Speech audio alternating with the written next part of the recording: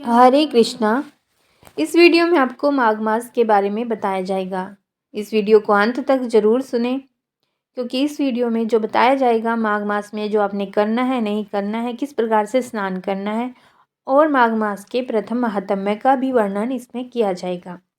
यदि आपको यह वीडियो अच्छी लगे तो लाइक सब्सक्राइब जरूर करें। माघ एक ऐसा महीना है जो भारतीय संवत्सर का 11वां चंद्रमास और 10वां सौर मास कहलाता है। दरअसल मघा नक्षत्र युक्त पूर्णिमा होने के कारण यह महीना माघ का महीना कहलाता है। वैसे तो इस मास का हर दिन पर्व के समान माना जाता है, त्योहार के समान माना जाता है, लेकिन कुछ खास दिनों का कुछ खास महत्व भी होता है जो इस महीने में है। उत्तर भारत में 25 जनवरी को पौष पूर्णिमा के साथ ही माघ स्नान का आरंभ हो जाएगा, जिसका समापन माघी पूर्णिमा के दिन होगा। महाभारत अनुशासन पर्व अध्याय 106 के अनुसार जो माघ मास में नियम पूर्वक एक समय भोजन करता है वह धनवान कुल में जन्म लेकर अपने कुटुंब जनों में महत्व को प्राप्त करता है। पद्म पुराण उत्तर पर्व में कहा गया है कि जैसे ग्रहों में सूर्य और नक्षत्रों में चंद्रमा श्रेष्ठ है, उसी प्रकार महीनों में माघ मास श्रेष्ठ है। माघ में मूली का त्याग करना चाहिए। देवता और पितर को भी मूली अर्पण नहीं करनी चाहिए। माघ में तिलों का दान जरूर करना चाहिए। विशेषतः तिलों से भरकर तांबे का पात्र दान देना चाहिए। महाभारत अनुशासन पर्व के 66वें अध्याय के अनुसार जो माघ मास में ब्राह्मणों को तिल दान करता है वह समस्त जंतुओं से भरे हुए नरक का दर्शन नहीं करता। श्री हरि नारायण को माघ मास अत्यंत प्रिय है। वस्तुतः यह मास प्रातः स्नान, कल्पवास पूजा, जप तप अनुष्ठान, भगवत भक्ति, साधु संतों की कृपा प्राप्त करने का उत्तम मास है। माघ मास की विशिष्टता का वर्णन करते हुए महामुनि विशिष्ट ने कहा है कि जिस प्रकार चंद्रमा को देखकर कमलिनी तथा सूर्य को देखकर कमल प्रस्फुटित और पल्लवित होता है, उसी प्रकार माघ मास में साधु संतों महर्षियों के सानिध्य से मानव बुद्धि पुष्पित, पल्लवित और प्रफुल्लित होती है, यानी प्राणी को आत्मज्ञान की प्राप्ति होती है। माघ मास में प्रतिदिन माघ महात्म्य पाठ का एक अध्याय आपको सुनाया जाएगा। तो आज से आरंभ करते हैं माघ महात्म्य प्रथम अध्याय। अध्याय को संपूर्ण सुनिए, इससे आपको पुण्य की प्राप्ति होगी। एक समय श्री सूत जी ने अपने गुरु श्री व्यास जी से कहा कि गुरुदेव, कृपया करके आप मुझसे माघ मास का महात्म्य कहिए, क्योंकि मैं आपका शिष्य हूँ।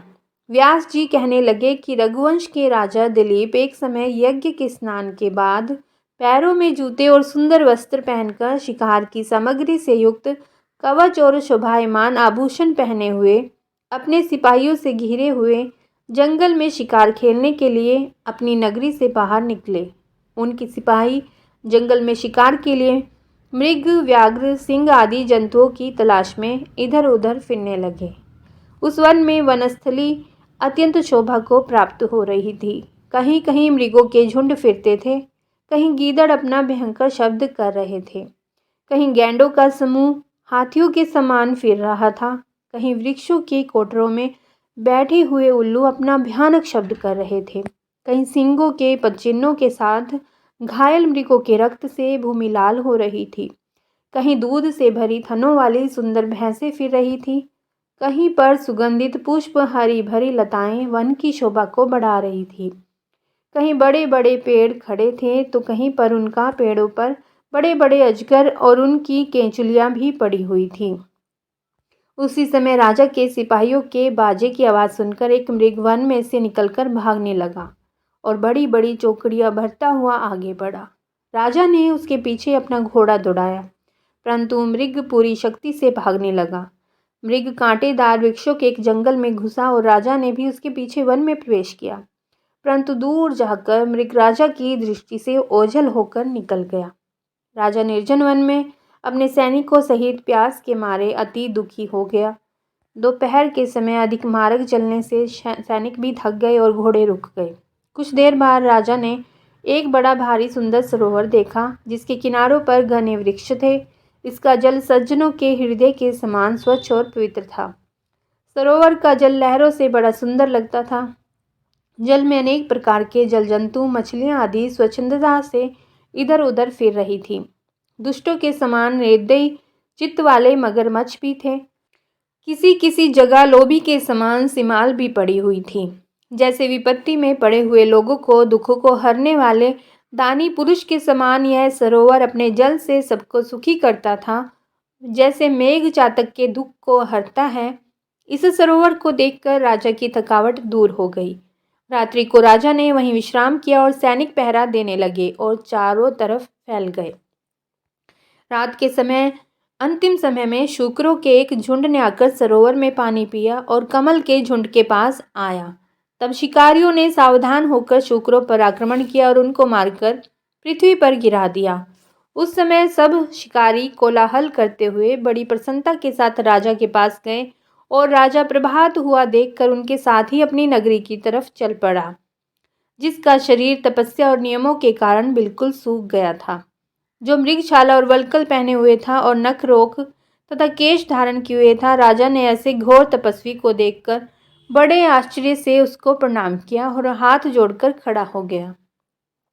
तपस्वी ने राजा से कहा कि हे राजन, इस पुण्य शुभ माघ में इस सरोवर को छोड़कर तुम यहाँ से क्यों जाने की इच्छा करते हो? तब राजा कहने लगा कि हे महात्मन, मैं तो माघ मास में स्नान के फल को कुछ भी नहीं जानता। कृपया करके आप विस्तार पूर्वक मुझको बताइए। ओम नमो नारायणे। ये था माघ मास महात्म का पहला अध्याय जो आपने अभी सुना। इसके सुनने से आपके कष्टों का निवारण होगा, पुण्य की प्राप्ति होगी। 25 जनवरी से लेकर 24 फरवरी तक माघ स्नान आरंभ हो चुका है। माघ स्नान से बढ़कर पवित्र पाप नाशक दूसरा कोई व्रत नहीं है। एकादशी के व्रत की महिमा है, गंगा स्नान की महिमा है, लेकिन माघ मास में सभी तिथियां पर्व हैं, सभी तिथियां पूनम हैं और माघ मास में सूर्योदय से थोड़ी देर पहले स्नान करना पाप नाशक और आरोग्यप्रद और प्रभाव बढ़ाने वाला है। पाप नाशनी ऊर्जा मिलने से बुद्धि शुद्ध होती है, इरादे सुंदर होते हैं। पद्म पुराण में ब्रह्म ऋषि भृगु कहते हैं कि तप परम ध्यानम त्रेतायाम जन्म तथा द्वापरेवो कलो दानम माघ सर्व युगे शुच। सतयुग में तपस्या से उत्तम पद की प्राप्ति होती है, त्रेता में ज्ञान, द्वापर में भगवत पूजा से और कलयुग में दान सर्वोपरि माना गया है। दानम केवलम कलयुगे, परंतु माघ स्नान तो सभी युगों में श्रेष्ठ माना गया है। सतयुग में सत्य की प्रधानता थी, त्रेता में तप की, द्वापर में यज्ञ की, कलयुग में दान की, लेकिन माघ मास में स्नान की चारों युग में बड़ी भारी महिमा है। सभी दिन माघ मास में स्नान कर सकें तो बहुत अच्छा, नहीं तो 3 दिन तो लगातार करना चाहिए। बीच में तो जरूर करें, लेकिन आखिरी 3 दिन तो जरूर करना चाहिए। माघ मास का इतना प्रभाव है कि सभी जल गंगा जल के तीर्थ पर्व के समान है। पुष्कर, कुरुक्षेत्र, काशी, प्रयाग में 10 वर्ष पवित्र सोच, संतोष आदि नियम पालने से जो फल मिलता है, माघ मास में 3 दिन स्नान करने से वो फल मिल जाता है। खाली 3 दिन माघ मास प्रातः स्नान सब कुछ देता है।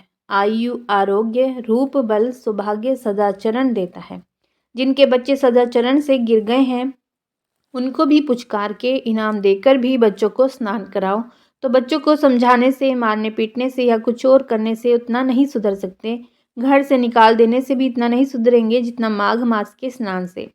तो सदाचरण, संतान वृद्धि, सत्संग, सत्य और उदार भाव आदि का प्रादित्य होता है। व्यक्ति की सुंदरता, उत्तम गुण, समझ उत्तम गुण से संपन्न होती है। नरक का डर उसके लिए सदा के लिए खत्म हो जाता है। मरने के बाद फिर वो नरक में नहीं जाएगा। दरिद्रता और पाप दूर हो जाएंगे, दुर्भाग्य का कीचड़ नाश हो जाएगा। यत्नपूर्वक माघ स्नान, माघ प्रातः स्नान से विद्या निर्मल होती है। मलिन विद्या क्या है? पढ़ लिख के दूसरों को ठगना, शराब पीना, क्लबों में जाना, बॉयफ्रेंड गर्लफ्रेंड करो, ये मलिन विद्या है। लेकिन निर्मल विद्या होगी तो ये पाप आचरण में रुचि नहीं होगी। माघ प्रातः स्नान से विद्या, निर्मल कीर्ति बढ़ती है। आरोग्य और आयुष्य, अक्षधन की प्राप्ति होती है। जो धन कभी नष्ट ना हो वह अक्षधन की भी प्राप्ति होती है। रुपए पैसे तो छोड़ के मरना पड़ता है, दूसरा अक्षधन वो भी प्राप्त हो जाता है। समस्त पापों से मुक्ति और इंद्रलोक की प्राप्ति सहज में ही हो जाती है, अर्थात स्वर्गलोक की प्राप्ति होती है। पद्म पुराण में वशिष्ठ जी भगवान कहते हैं, भगवान के गुरु भगवान वशिष्ठ जी कहते हैं, वैशाख में जल अन्न दान उत्तम है, कार्तिक में तपस्या और पूजा, माघ में जप और होम दान उत्तम है। प्रिय वस्तु अर्थात जो हमें रुचिकर वस्तु है, उसका त्याग करने से व्यक्ति वासनाओं की गुलामी के जंजाल को काटने का बल ले आता है। नियम पालन, पवित्र नियम पालने से अधर्म की जड़ें कटती हैं। जो लोग तत्व ज्ञान सुनते हैं लेकिन अधर्म करते हैं, तो तत्व ज्ञान में रुचि नहीं होती, तत्व ज्ञान उनको पचता भी नहीं है। मूर्ख हृदय न चेतिए, यद्यपि गुरु मिले विरंची सम। ब्रह्मा जी जैसा गुरु मिले लेकिन जिसको अधर्म में रुचि है वह फिर फिसल जाता है। तो जिस वस्तु में आसक्ति है उस वस्तु को बलपूर्वक त्याग दें तो अधर्म की जड़ें कटती हैं। सकाम भावना से माघ महीने का स्नान करने वाले को मनोवांछित फल प्राप्त होता है, लेकिन निष्काम भाव से कुछ नहीं चाहिए, खाली भगवत प्रसन्नता भगवत प्राप्ति के लिए माघ का स्नान करता है तो उसको भगवत प्राप्ति में भी बहुत बहुत आसानी होती है। सामर्थ्य के अनुसार प्रतिदिन हवन और एक बार भोजन करें। माघ मास में 3-3 बार खाना ये आध्यात्मिक जगत में और बच्चों के लिए 3-3 बार भोजन बुद्धि मोटी बना देगा। माघ मास में पति पत्नी के संपर्क से दूर रहने वाला व्यक्ति दीर्घ आयु वाला रहता है और संपर्क करने वाले की आयुष नष्ट होती है, यानी कि आयु कम होती है। भूमि में शयन नहीं तो गद्दा हटाकर सादे बिस्तर पर, पलंग पर, और समर्थ जितना हो धन में, विद्या में जितना भी कमजोर हो, असमर्थ हो, उतना ही उसको बलपूर्वक माघ स्नान कर लेना चाहिए। तो धन में, बल में, विद्या में आप बढ़ेंगे। माघ मास का स्नान असमर्थ को सामर्थ्य देता है, निर्धन को धन देता है, बीमार को आरोग्य देता है, पापी को पुण्य, निर्बल को बल देता है। माघ मास में तिल उपटन स्नान मिक्सी में पीस कर थोड़े से तिल पानी में घोलकर बना लें और शरीर को मलकर फिर तिल और जो वो पुण्य स्नान देंगे। उपटन स्नान, तर्पण, हवन और दान और भोजन में भी थोड़ा तिल हो जाए तो वह भी कष्ट निवारक है, यानी कि यदि आप भोजन में भी तिल इस्तेमाल करेंगे तो आपके रोग कटने शुरू हो जाएंगे। ये माघ मास का इतना बल है, इतनी प्रधानता है कि यदि आप माघ मास में स्नान करेंगे ब्रह्मवेला में तो आपको यह सब गुण प्राप्त होंगे। तो बोलिए ओम नमो भगवते वासुदेवाय, ओम विष्णवे नमः। जय श्री राधे, जय श्री कृष्णा।